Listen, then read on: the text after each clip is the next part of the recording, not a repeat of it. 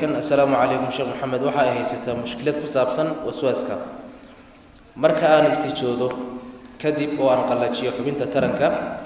waxaan isku arkaa biyo yar oo aan ahayn midka shahwada biyahaasi ma nijaas ba waxaana ku galaa suuliga dhar u gaar ah daqiiqada kadib ayuu go'aan biyahaasi kadib baan wasiisaa oo aan tukadaa midda labaad marka la gaaro xilliyada salaada ama waytada waxa ay imaada waswaas ku aadan in waysadii iga burtay inta aan ku guda jiro waysada ama salaadaba labada su'aalood mid hore waxa ka iimaanaya kaadida gadaasheeda hadduu sax yahay oo run yahay usan waswaas ahayn waxa loo yaqaanaa waa dhacaanka loo yaqaano wadiga loo yaqaano waa dhacaan soo baxa kaadida gadaasheeda qoyaan oo dhagaya way biyo xogaa qara leh oo cad oo manida shabaha oo kaadida galaasheeda soo baxa dareen iyo shahwana kuma soo baxo waxa dareemi qoyaan baa dareemi laakiin inay wax ka soo baxeen shahwa sida manida oo kale shahwa lama dareemo biyo noocaas oo kale taa wadigi baa la yiraahdaa caamatul fuqahaana waxay qabaan inay nijaasa yihiin waysada way jabin waa laga waysa qaadan jidhka iyo marada meeshii gaadhana waa laga dhaqi meeshii ay ka soo baxeen iyo xubinkii taranka iyo intii uu gaadhana waa laga dhaqi laakiin qabays ma waajibiyo marka hadduu wax jira yahay markuu ka soo baxaba waa inaad iska dhaqdo meeshii uu gaadhayna waa inaad ka dhaqdo su'aasha labaad oo waswaaska ku saabsan salaadii baan gelayaa inay iga jabtay baan moodayaa weysiisanayaa inay iga jabtay baan moodayaa taasi waa sheeko shaytaan waa waswaas waana cudur khatar ah dadka qaar koodna sidoo u wada diintuba ka saara doosa ruuxa uusan ilaahay tabaaraka wa tacaala ka daaweynin dhinacyo badan buu ka soo galaya dadka qaar kood aqeedadu ka waswaasinay waa ka nabigu sheegay sallallahu alayhi wasallam intuu ku yimaado inuu sidoo ku leeyahay kan yaa abuuray marka dambe inuu ku yiraahdo ilaahay laftiisa yaa abuuray dadka qaar kood aqeedadii buu ka waswaasin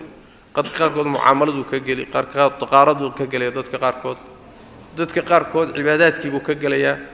marka waswaaskaasi wuxuu u baahan yahay in la dagaalamo sida lagula dagaalamana laba qodob baa ugu muhiimsan qodobka koobaad waxa weeye waxan shaydaanku kugu akhrinayo kuleeyahay cibaadadaadii ma guntamin way burtay waxba ka yimid waxba ka soo baxay waxan uu kuleeyahay beeni waa runta inta tiraahdo hordine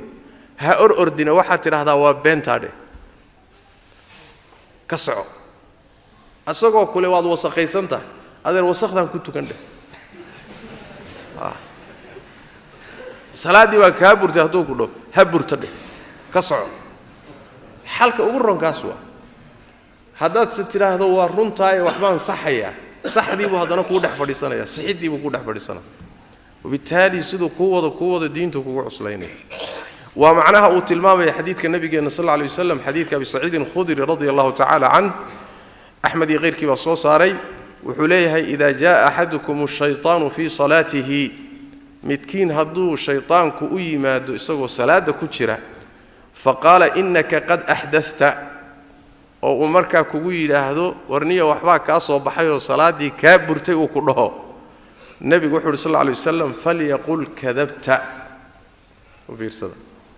والنبي يقول واحد كنت هذا بين بعض شيكتي دجال بعد كنت تاموت ننقر صوم بعد الله دجال مس مركو واحد مركو كو آخره النبي يقول صلى الله عليه وسلم واحد ترى هذا وبينتا ما لم يجد ريحا بأنفه أو يسمع صوتا بأذنه إلى واحد هبسطه هذا شمو يعني wixii ka soo baxay shanqadhiisii baa dhagtaadu ku dhaqaday ama mee urkiisii baa sankaagu dareemay ilaa heerka aad gaadhood wixii xaqiiqsato sheekadiisa marna rumaysan waa beenta ku dheh daawada ugu fiican taa iyada waxa xigta sida quraanku inoo sheegay shaytaanku markuu ku waswaasiyo daawadiisu waxa weeye inaad ilaahay magan gasho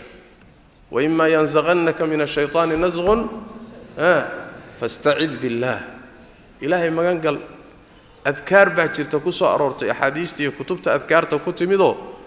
lagaga magan galo ilaahay lagaga cararo lagu muxuu ahay la akhristo lagu xirsi xidhaa jira adkaarta akhriso